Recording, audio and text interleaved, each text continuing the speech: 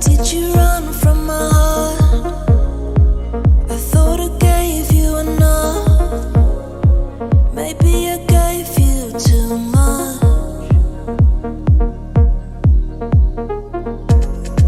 No, it's not easy to love when you're afraid of yourself and you feel out of touch.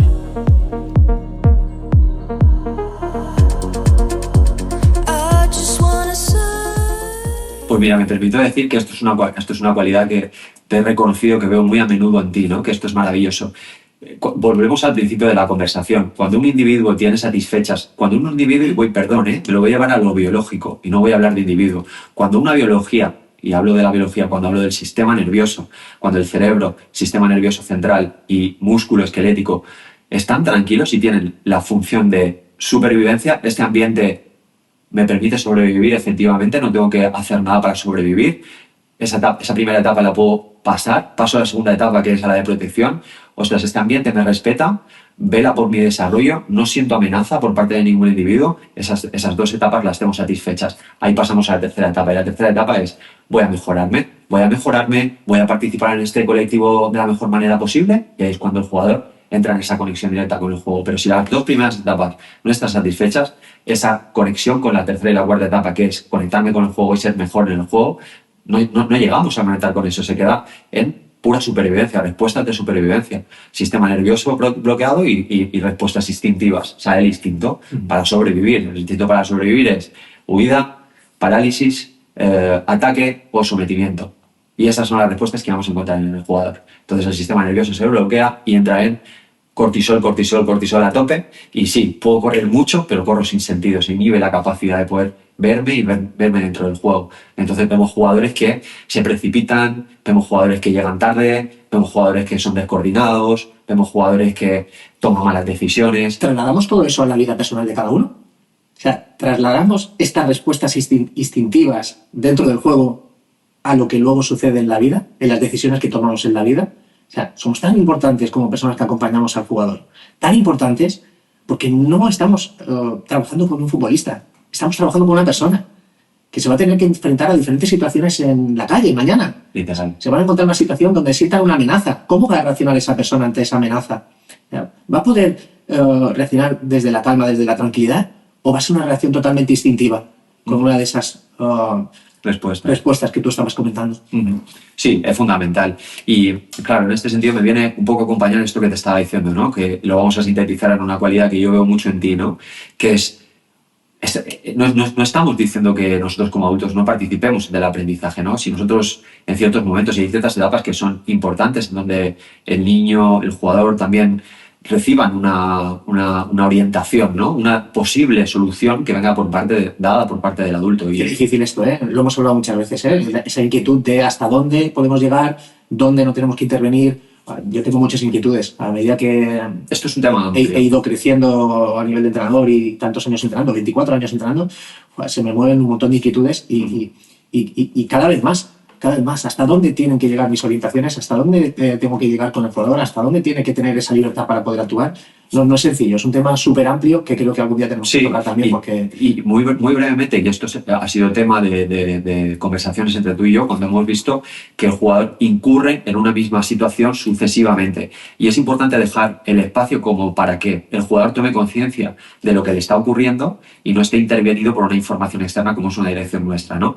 Y sí que en ese momento pues, podemos ser partícipes de ese aprendizaje, ¿no? Y nosotros permitir que la equivocación también tenga un tiempo para que el jugador sea partícipe de esa equivocación. Y digo, ostras, me ha pasado esto y esto que ha ocurrido. Pues ahí lo que nosotros recomendamos es si vemos que esa situación se da 2 veces, 3 veces, pues puedes participar diciéndole, oye, Tony, ¿qué estás viendo de esta situación? O sea, llevar el foco de atención del jugador a esa situación en concreto. Es conducir el foco atencional a esa situación y acompañándole a través de preguntas, como tú muy bien haces, a que tome conciencia de ¿qué pasa con esa decisión? ¿Qué ha pasado con esa decisión? Y que él mismo indague en las consecuencias de esa decisión y abrirle la posibilidad que maneje otras opciones, pero siempre por conclusiones propias. Y cuando vemos que esas conclusiones no llegan a buen puerto, no inhibimos la participación, pero tiene que estar también dentro de un proceso en donde nosotros hemos visto si el Muy jugador entendido. puede o no puede llevar a cabo esa comprensión de ese error, ¿no? Sí, porque al final es un proceso de madurez, cada jugador es distinto, cada persona es distinta. Y cuando hablamos de aprendizaje entendemos que, ya hemos dicho esa premisa principal, es mucho más importante la conclusión propia que una información inducida externamente. Entonces, si tú tienes esta información, te colocas acompañando para que él tome esa conclusión, sabiendo que le estás favoreciendo. No obstante, y algo que vuelvo a reiterar, he visto muy a menudo en ti, cuando nosotros vemos un error sucesivo, te he visto a ti participar del error y lo que hacemos es acompañar la intención positiva que el jugador tiene al hacer eso, ¿no? Es, oye, Alex, te estoy viendo que veo mucho énfasis en ti en querer mejorar esta situación, ¿no? Estoy entendiendo que tú estás intentando querer mejorar, que por cualquier circunstancia no se te da y que no estás pudiendo salir de ahí. Oye, Alex, te estoy viendo que estás haciendo fantástico, te felicito por estar intentándolo, sé que cuesta, sé que no es fácil cuando nos damos con este tipo de situaciones. ¿Qué te parece si pruebas esta otra solución?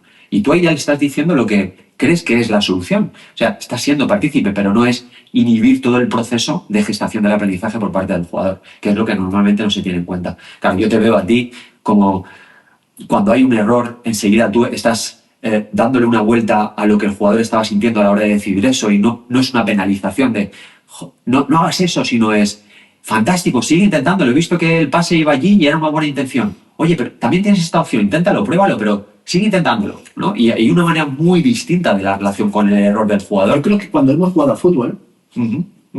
muchos de nuestros oyentes habrán hecho deporte, habrán jugado al fútbol, habrán jugado a otros deportes. ¿Alguna vez nos hemos parado a pensar cuándo nosotros nos hemos sentido muy bien y hemos estado en ese estado de flow que comentábamos antes? ¿Qué sucedió en ese momento? ¿Había interferencias externas? ¿Estábamos jugando como a nosotros nos gustaba y podíamos llevar a cabo lo que nosotros sentíamos? O sea, si nosotros detectamos ese momento donde nos hemos sentido bien, creo que a partir de ahí podemos detectar qué es lo que necesitamos. Uh-huh. Y creo que nosotros, como entrenadores, también tenemos que acompañar a estos jugadores a que sepan detectar cuál es ese momento donde ellos pueden ser ellos mismos, ¿no? El poner encima de la mesa cuándo te has sentido de esa manera, cuándo has podido desarrollarte tu máxima expresión, para en los momentos que no tienen esa confianza, las cosas no están saliendo, puedan buscar poder llegar ahí. Totalmente. Bueno, una de las cosas que nosotros hemos empezado a llevar a cabo en el contexto deportivo, y es algo que yo hago habitualmente en consulta, nosotros estamos hablando de potenciar el cómo nos relacionamos como entrenadores y padres con los jugadores, ¿no? Con los jugadores o con las jugadoras. En este caso, claro, también se abre una vía para que el jugador, desde edades aproximadamente entre los 10 años ya en adelante, empiece a ser responsable de su propio desarrollo, ¿no? Y aquí hay muchas variables en donde ya nosotros nos introducimos a acompañarles a que ellos como jugadores también se constituyan más allá de las dificultades que se van a encontrar. Y aquí hay un recorrido. Yo tengo una metodología en donde acompañamos a que el jugador, a través de esa cualidad de ser consciente de sí mismo, pues vaya aprendiendo de sí mismo, de las diferentes situaciones en las que participa en el juego, y le podemos ir trasladando ciertos recursos que le permitan ir pues gestionando el nivel de activación cuando ellos se sienten más activados de lo normal, más nerviosos de lo normal, independientemente de que sea condicionado por el entrenador o por el entorno o porque viene algún familiar a verlo o porque el contexto del partido en sí para algunas edades ya es todo un desafío. Entonces acompañamos a que ellos también vayan creciendo a través de esa dificultad de los elementos externos. Aquí estamos todos implicados en eso y nuestro compromiso no es solo a que como adultos podamos tener una comprensión más amplia, sino también darles recursos para que los chicos desde edades tempranas también vayan pudiendo constituirse y teniendo recursos y un crecimiento de conciencia en relación a ellos cuando participan en el juego, ¿no? Es decir, aquí nosotros estamos en un compromiso de aportar el mejor contenido posible para las dos partes, ¿no? Y esto lo vivimos en jugadores cuando ellos ya tienen la capacidad de poder gestionar lo que sienten y cómo se sienten antes de un partido y se dan cuenta de que a través de esa gestión el partido para ellos es otro escenario totalmente distinto, ¿no? Y sienten que son capaces de crear y dar estabilidad a la confianza, de entrar en un nivel de activación adecuado para sentirse preparados y con deseo de juego, de participar, de jugar, de competir, más allá de ganar o perder, de tener una buena actuación. Y eso pasa por cómo el jugador se relaciona con el mismo antes de un partido, ¿no? Y toda esa parte la tocamos mucho en los acompañamientos y en los talleres y en todo lo que nosotros hacemos habitualmente en el juego. Y una de las cosas más importantes, y perdón Alex, es tan simple también como entrar a un vestuario y decir, chicos, os podéis equivocar.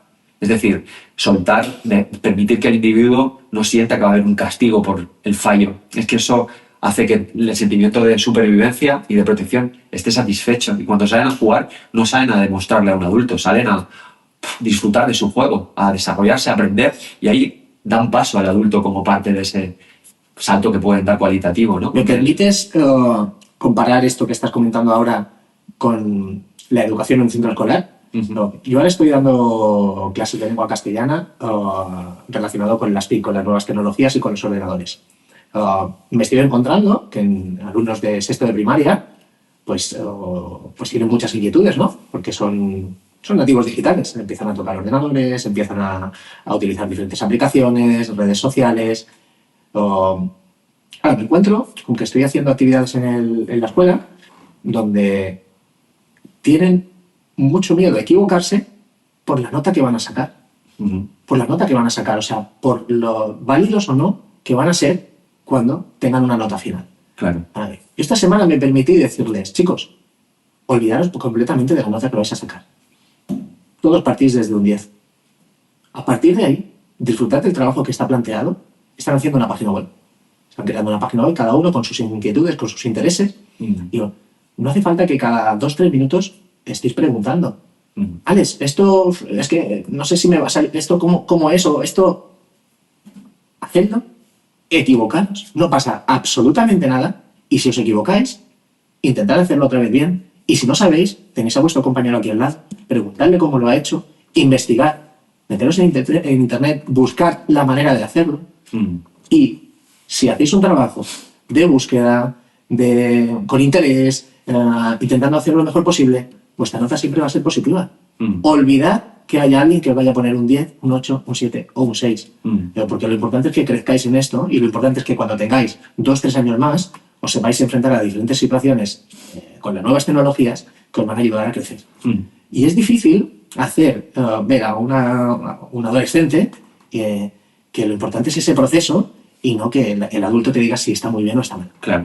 Y fíjate que, o sea, no quiero abrir demasiado espacio porque ahí nos podemos ir a temas diferentes, pero cuando hablábamos al principio de que dentro del ecosistema sociocultural hay ciertas formas de promover el desarrollo de nuestra sociedad que tienen que estar sujetas a una maduración, porque hay cosas que antes servían y creo que a medida que nosotros hemos ido comprendiendo ciertas cosas empiezan a no servir tanto, ¿no? Y una de ellas, y creo que aprovecho este tema que tú estás sacando, pues es el tema de las notas. Y creo que la educación en este sentido está dando un salto evolutivo en cuanto a no basarse tanto en la calificación del desarrollo del estudiante en base únicamente a si aprueba un examen o no aprueba un examen. Yo creo que esto está siendo fuente de investigación profunda por parte de la educación, y creo que es un tema que se tenía que reevaluar, ¿no? Porque es lo que hemos dicho antes, cuando tú como jugador de fútbol evalúas que hay una satisfacción a tu sentimiento de valía por parte de la autoridad, tú dejas de estar perteneciente al aprendizaje. O sea, te olvidas del aprendizaje, no te interesa. Te interesa que la amenaza que supone que el adulto te diga que no lo estás haciendo bien o que no eres apto o adecuado es mucho más importante que lo que yo puedo aprender mientras estoy jugando o mientras estoy estudiando, porque se convierte simplemente en un mecanismo manipulatorio de satisfacción de la autovalía y de la confianza que necesitamos para emprender cualquier actividad de nuestra vida, ¿no? Y en el estudio ha sido igual. Se nos ha juzgado durante muchísimos años por el hecho de tener la capacidad de poder memorizar. Y cuando tú estudias un poco el ser humano te das cuenta de que la memoria es importante, pero es una fracción. Es una fracción. Es decir, claro, nos hemos basado en que como estudiantes hemos sido catalogados como válidos o no válidos, y fíjate que el sentimiento de validez en los estudios para muchas generaciones ha sido un sentimiento que va instalado a nivel de identidad, en donde yo me considero tonto o no tonto por si he conseguido sacarme la enseñanza secundaria obligatoria, ¿no? Claro, cuando tú te empiezas a estudiar en la profundidad de las cosas y de cómo operan las cosas, claro, cuando tú te das cuenta de que se está juzgando a un individuo por el hecho de si tiene la capacidad de memorizar cierto contenido, que puede ser, que ya sabemos, que tú memorizas y aprendes, si hay interés por parte tuya y voluntariedad de asimilar o de ponerte a asimilar esa información, claro, no todos los niños están con interés y voluntariamente asimilando el contenido de las matemáticas o del inglés o del catalán. O sea, y claro, es mucho más difícil asimilar un contenido cuando no está la voluntariedad tuya de asimilar ese contenido porque no tienes interés en esa materia, ¿no? Entonces, creo que la educación está dando pasos muy grandes en el hecho de no solamente catalogar el proceso de aprendizaje del estudiante por una nota de un examen, que además ya sabemos qué se siente cuando tú te expones a una situación en donde el resultado va a determinar quién eres, cómo eres y lo que va a pasar en tu ecosistema cercano, que es lo que tú has dicho, que el sistema nervioso se bloquea, que ahí vemos el síndrome de la mente en blanco cuando llegas a un examen. Claro, ir al examen sabiendo todo lo que puede pasar si no apruebas hace que se detonen las respuestas de supervivencia que hemos hablado antes. Parálisis, que es el bloqueo del sistema nervioso, que bloquea la memoria del pasado. Huida, que te quieres ir de allí lo antes posible que pase la situación. Sometimiento, que es que pase lo que tenga que pasar, me da igual si tengo la capacidad o no. O ataque, que muchas veces los niños llegan a casa porque no han podido desarrollar el examen como han querido y llegan rabiosos a casa, ¿no? Y lo que optan es por el ataque al padre, que es la amenaza por no haber hecho bien el examen, ¿no? Entonces, claro, cuando tú indagas en cómo nos sentimos como seres humanos, no puedes catalogar ese juicio de esa situación en concreta externa, sino tienes que entender lo que está viviendo el individuo. ¿Recuerdas un caso que hemos tenido en estos últimos años en selección relacionado con una familia, los estudios de un jugador? Sí, lo recuerdo, sí. Pues fue una experiencia espectacular, porque una familia que contactó con nosotros, siendo los seleccionadores, una vez que llegó el campeonato, con las inquietudes de que su hijo pues, estaba teniendo dificultades a la hora de los estudios y que si no mejoraba, pues no iba a poder participar en el campeonato. Que si podíamos hablar con él para intentar pues decirle que estudiara y que sacara buenas notas y que mejorara en ese aspecto. Nuestra respuesta fue, a lo mejor lo que nosotros vamos a compartir con él no es lo que tú quieres. Si nos das permiso, nosotros podemos hablar con él, pero a lo mejor lo que nosotros le vamos a decir no es lo que tú estás esperando. Y nos dio el permiso de poder trabajar ese aspecto y vivimos una experiencia increíble antes de un partido decisivo para clasificarnos para la fase oro.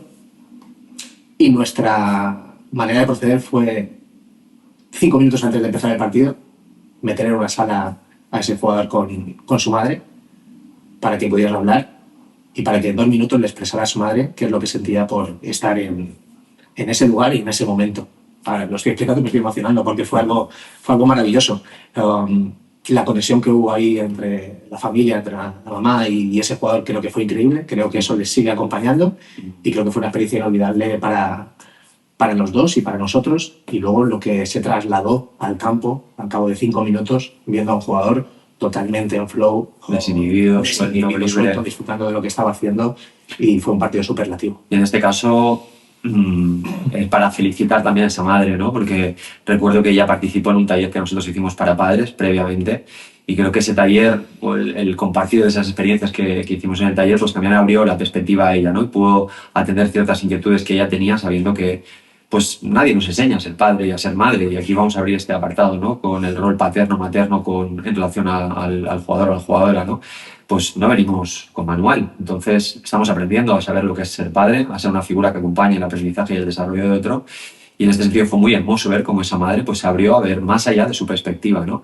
Y claro, fue muy claro el hecho de que ella pudo salir de la etiquetación que ella le hace al que su hijo juega al fútbol, ¿no? Porque, claro, pensamos que el hecho de que juega al fútbol pues, es simplemente una actividad lucrativa o de una actividad secundaria de su vida, ¿no? Claro, cuando tú le permites a la madre que entre en un momento muy vital para él antes de un campeonato de España, claro, la madre pudo ver el sentido que tenía para su hijo eso, ¿no? Y que ahí no está solamente implicado el hecho de que eso le dé un provecho de futuro, ¿no? Que no vaya a tener un puesto de no sé dónde, sino que pudo ser consciente de lo que significa estar vivo, de lo que significa la vida, ¿no? Y cuando la madre pudo entrar ahí y ver a su hijo lleno de vida, y se me ponen los ojos, los pelos de punta, ¿no? Pero cuando la madre pudo entrar y ver la vida expresándose en su hijo a la máxima expresión, eso te transforma como madre, porque te quita mucha estructura de pensamiento de control acerca de dónde tendría que ir tu hijo y de lo que tendría que ser de mayor, ¿no? Que entiendo que es una preocupación basal, ¿no? Te preocupa que tu hijo pueda sobrevivir el día de mañana por sí mismo, pero cuando tú sales de ahí te das cuenta de que tu hijo ya lo está haciendo desde que nace, ya está haciendo lo que él tiene que hacer para sobrevivir el día de mañana, más allá de tus ideas. Y cuando esa madre pudo entrar ahí en ese momento y darse cuenta de quién era en ese momento su hijo, con esa fuerza con la que él tenía las ganas de jugar y de ser importante, de divertirse, de disfrutar, de aprender, de contribuir con el equipo, y entras y ves esa fuerza de vida y dices, ¿pero qué estoy pensando yo como madre? Y me estoy aventurando a pensar, pero si ninguna de las pretensiones que yo tenía como ser humano se han cumplido. Si yo creía que... Y la cosa es otra cosa, como adultos. Tenemos que salir de esa idea de creer que sabemos lo que tiene que ser la vida, ¿no? Para permitir que nuestros hijos la descubran.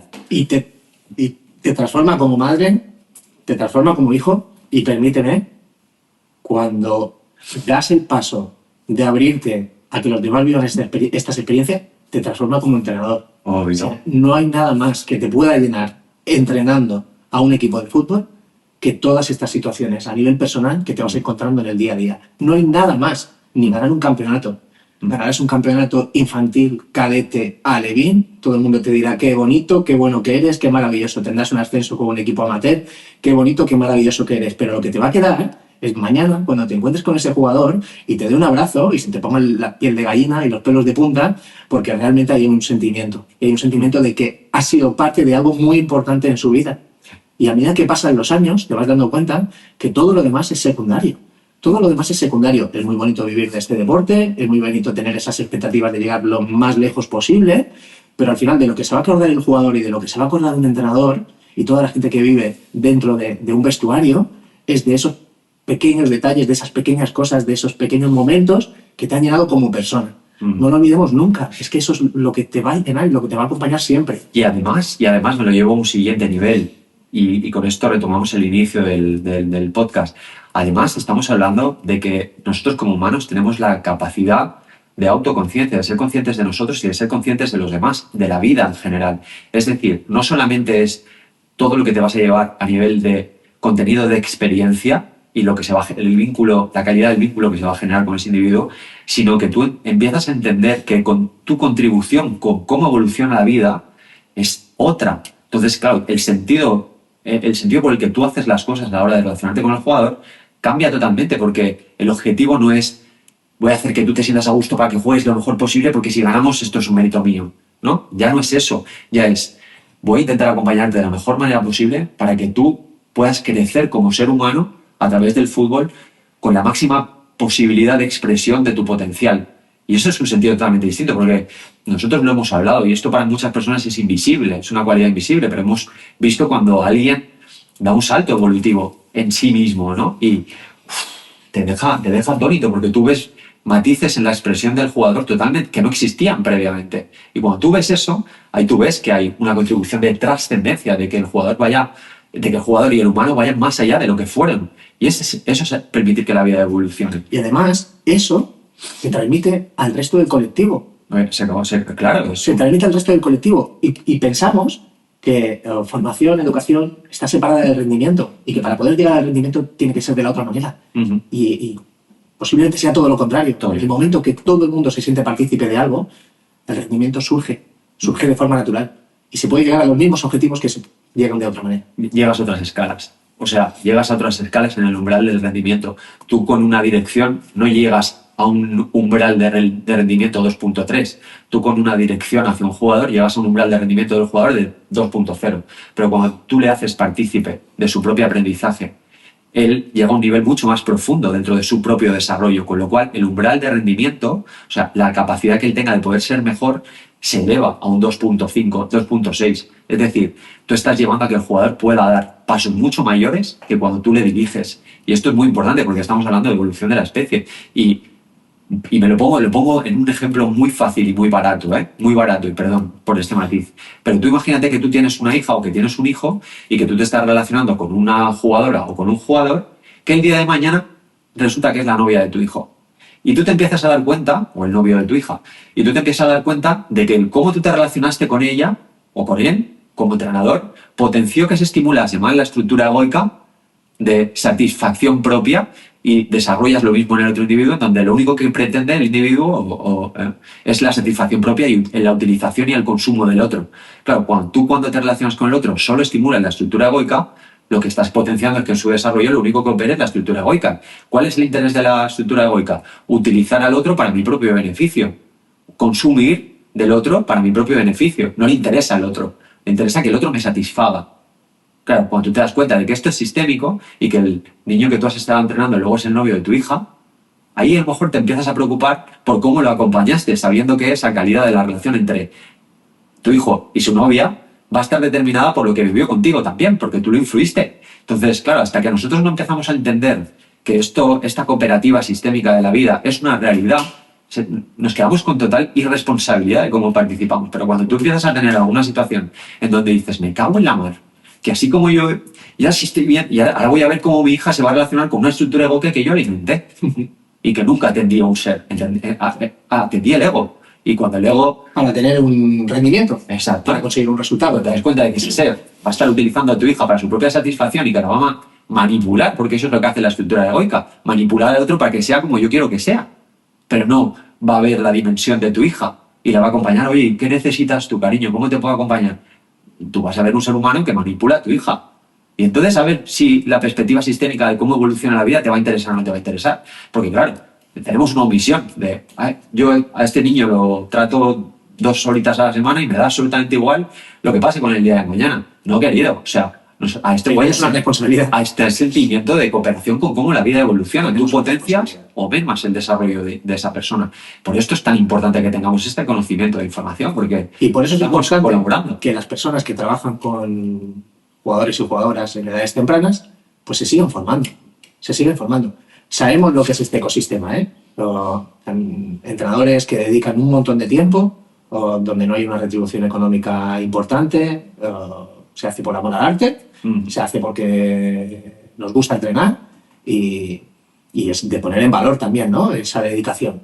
Pero cuando uno decide dedicar su tiempo a estar con los demás, también es importante conocer un poquito qué sucede con mis actuaciones. Claro, y fíjate que esto que acabas de decir tú, cuando tú decides ir a un sitio en donde no hay una retribución económica que te compense, únicamente lo que sostiene el que tú estés allí es el sentimiento de retribución por la actividad. Es decir, lo que sale de ti, la función que tú cumples y lo que puedes potenciar en lo que haces, ¿no? O sea, la repercusión de lo que haces en donde estás participando. Y en este sentido, claro, no podemos engañar, no te puedes tú autojustificar porque no me pagan más y no me da para más. Pues si no te da para más porque tú necesitas que te paguen, no lo hagas, porque lo vas a hacer de una manera disfuncional para el resto.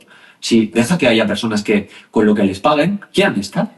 Porque cuando tú tienes el sentimiento de querer estar, el sentimiento de retribución ya no lo basas únicamente en lo económico, lo basas en la calidad de lo que ocurre cuando tú participas. Y ahí estamos hablando de un nivel de madurez más allá. Por eso hemos hablado de los 3 niveles de madurez de la mente de un entrenador, ¿no? Donde pasa de la estructura egoica, de estoy entrenando a niños pero lo que quiero es llegar a la primera división y lo que hago es utilizar a fulanito que tiene 12 años y únicamente quiero que dé ese rendimiento porque así me va a ver el de fuera y va a decir, hostia, si este tipo ha ganado la liga con estos niños, tal, pues lo voy a subir al juvenil y así voy progresando hasta llegar al Madrid.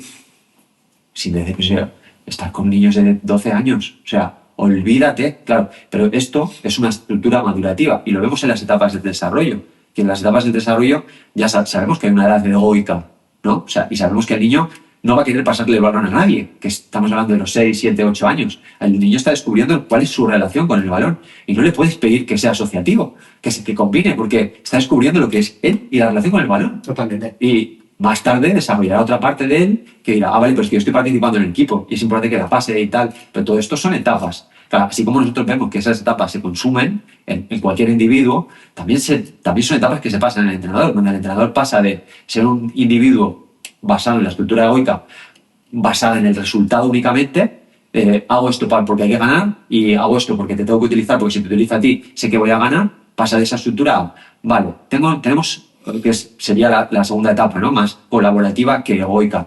Y en esa etapa colaborativa yo tengo mis intereses que son llegar hasta allí, pero también estoy viendo que estoy con un niño de 12 años, ¿no? Entonces, sí, sé que quiero ser entrenador de primera división, pero estoy con un niño de 12 años. Entonces, ¿Cómo me tengo que entender con un niño de 11 años, que no es un adulto? Entonces, bueno, yo sé que quiero llegar aquí, pero estoy también en la relación con lo que está ocurriendo, ¿no? Y ahí empiezan a hacerse acuerdos, ¿no? Y esa edad ya es distinta, porque ya no te basas solamente en el resultado, sino también en el proceso, en el cómo, ¿no? Yo procuro entenderte y ella estoy empezando a basarme, mi interés no está solamente en el resultado, que sí, pero sino también en el proceso. Y luego está el siguiente, que ya es la etapa contributiva, en donde tu posicionamiento es, has entendido que el resultado es tan subjetivo como que realmente no depende tanto de ti que se gana o se pierde. Pues tú puedes hacer muy bien las cosas y el otro equipo no hacerlas nada bien, llegar una vez, meterte un gol y ¿qué pasa? Que el valor tuyo radica en que hayas ganado. Claro, cuando tú comprendes eso y dices, bueno, sé que forma parte de mí que te ganas, pero eso ya tiene que pasar a un nivel secundario, porque además, fíjate que lo hemos visto que en las primeras 2 etapas y sobre todo en la primera, hay algo que es el envejecimiento prematuro. Cuando vemos a estos entrenadores que están en la televisión, que se les cae el pelo, que envejecen, que les salen arrugas, y es que cuando tú estás en esa etapa, la frustración de que el resultado no se dé empieza a meterte en disfunción, ¿no? Que es esta interrupción de la mitosis celular, que es la regeneración continua que tenemos de nuestras células, ¿no? Claro, entras en un desajuste hormonal y hay únicamente picos de cortisol, claro, casi no duermes, estás todo el rato rumiando en buscar soluciones a lo que está ocurriendo, porque claro, no ganas y eso te frustra mucho. Entonces, cortisol, cortisol, cortisol, se interrumpe la mitosis, no hay melatonina, no hay regulación, no hay regeneración de las células de tu cuerpo, envejecimiento prematuro. Empiezas a tener problemas, empiezas a ser reactivo, empieza a molestarte todo, empiezas a hablar mal. Claro, esa etapa se tiene que consumir por lo que duele vivirlo desde ahí. Empiezas a tener problemas en el ecosistema, el otro día hablamos y ahora si quieres lo comentas tú, padres que se te quejan por tu manera de gestionar, problemas que la vida te empieza a decir, oye, que si sigues por este camino estás condenado a pasarlo muy mal. Y ahí es cuando se genera una compresión en tu forma de hacer las cosas que te abres a otra manera de hacer. Y ahí es cuando das el salto a la segunda etapa. Pero eso no te lo pueden decir desde fuera, lo tienes que vivir. Cuando encuentras en el camino a un entrenador o entrenadora que está en esta etapa colaborativa o contributiva, como familia, abrázalo fuerte. Claro. Abrázalo fuerte. Claro. Abrázalo fuerte. Más allá de si nuestros hijos juegan más o juegan menos, de si el sistema es equivocado porque si hubiéramos jugado de esta manera hubiéramos podido conseguir la victoria. Cuando tratan bien a tu hijo o a tu hija, cuando le aportan contenido, cuando se sienten atendidos, cuando el foco está en el crecimiento personal, cuando el foco está en el crecimiento individual y colectivo, abrázalo fuerte porque... Cuando se les aplaude, cuando fallan y no se les grita, no se les amenaza, no se les castiga. Y muchas veces caemos en todo lo contrario, en que si no hemos ganado 3 partidos estamos a 7 puntos de la primera posición y esto no puede ser porque tenemos que ganar, porque tenemos un equipo para ganar. Cuando encuentras eso, abrázalo fuerte, comparte con tu hijo todas esas inquietudes, ayúdale a que valore a la persona que le acompaña porque le está tratando bien y le está enseñando, porque es verdad que no te vas a encontrar muchas personas de esos perfiles. No, yo creo que cada vez más esta información que nosotros discutimos va a ser algo más importante, porque también creo que cuando tú estudias, llevo varios años estudiando la psicobiología y estamos hablando de la evolución de la vida en la Tierra, estamos transitando los cambios que vemos en el ecosistema de la vida, están en un continuo devenir de cambio y hay cosas que evidentemente, pues como antes... me lo invento, ¿no? Se ve muy fácil el tema de que antes las religiones eran muy importantes, ¿no? Y nuestros padres pues tenían que ir a la iglesia y la religión, el cristianismo era algo muy vigente y ahora cada vez es algo que ya no está casi en nuestra manera de vivir a nivel colectivo. Pues hay cambios evolutivos en la especie que se van haciendo palpables y visibles, ¿no? Y creo que ya hay una necesidad de una mejora en el cómo nos relacionamos entre todos, ¿no? Y esto son cosas que tienen que ver con escalas más grandes que no voy a hablar demasiado. Pero sí, esta información cada vez se va a hacer mucho más relevante porque si no estamos sujetos a esta ABC de entender cómo funcionamos como seres humanos, la realidad, la vida del día a día que nosotros transitemos cada vez va a ser mucho más sugestiva. Vamos a tener menos espacio para no atender el cómo nos relacionamos entre todos. Y eso, a mi modo de ver, a mí me genera bastante esperanza. Sí, porque eso luego se traslada en frustraciones, ¿no? Porque cuando estás basando todo en un resultado, en un rendimiento y no llega, al final te encuentras frustrado porque eso no es así, ¿no? Y te culpas de por qué no llega. Y al final, como tú dices, vas llegando a ciertas comprensiones que te van a hacer crecer y que te van a hacer crecer en toda esta dirección que estamos comentando. Totalmente. Estos son, desde el punto de vista más técnico, son niveles de nuestra mente que a medida que nosotros vamos teniendo una relación directa con la vida, se van trascendiendo. O sea, vamos pasando a niveles dentro de nuestro nivel mental y vamos dejando esos niveles que representan más a una edad infantil, que aunque siendo adultos siguen operativos, y vamos hallando otros niveles de nuestra mente que entienden que no pueden controlar tanto lo que ocurre en la vida porque estamos sujetos a algo que es sistémico, que nos incluye. Es como si una célula del hígado creyese que puede controlar lo que pasa en el organismo. Bueno, la célula del hígado es importante porque gestiona lo que ocurre dentro del hígado, pero también está sujeta a todo lo que pasa a su alrededor, ¿no? Con las células del intestino, con el corazón, con los pulmones, etcétera, etcétera. Es decir, poco a poco vamos hallando esos niveles de nuestra mente que se saben partícipes de otro tipo de escalas y que no solamente uno puede controlar lo que ocurre, y que eso es una verdad muy utópica y muy basada en una estructura egoica de nuestra infancia, en donde, como hemos dicho, solo existo yo y el balón, solo existo yo y la vida me tiene que satisfacer. Eso no es así. Entonces, poco a poco nosotros vamos entendiendo que eso no es así, y a medida que lo vemos, relativizamos mucho más la importancia que tiene el resultado del ganar o perder. Creo que la palabra es esa, relativizar. No está reñido ni la formación ni la educación con el rendimiento. O sea, todos los entrenadores, entrenadoras que entrenan quieren ganar. Es lógico y normal. La cuestión es el cómo. Claro. El cómo acompañamos ese proceso. Sí, es una parte de nosotros que no se va a ir, porque las etapas internas no se trascienden, sino que emergen otras nuevas que tienen mayor capacidad de poder gestionar aquello anterior, ¿no? Y en este sentido lo que aparece es un nuevo nivel de nuestra mente que tiene la capacidad de gestionar aquel instinto a únicamente querer ganar, sino que ya ese nuevo nivel de nuestra mente tiene una capacidad de poder ver otros elementos que también son importantes y no solamente el ganar o perder, ¿no? Para mí es muy fácil verlo, o haberlo visto también con Guardiola, que lo ha estado hablando hace muy poquito, es un tema de actualidad para él, porque ha pasado una dinámica en donde solamente perdía, ¿no? Y él es muy, muy hermoso de ver que no deja de no ser importante para él ganar, pero cuando lo ves en una rueda de prensa posterior a un partido también relativiza mucho, ¿no? Vemos también el caso de Luis Enrique, ¿no? Que me pasaste un vídeo el otro día que me pareció muy hermoso, ¿no? Luis Enrique es un entrenador que está en el Paris Saint-Germain actualmente y hablaba de la pérdida de su hija. ¿Qué puede haber más doloroso? Cuando hablamos de perder y ganar, ¿qué puede haber más doloroso que perder a una hija, ¿no?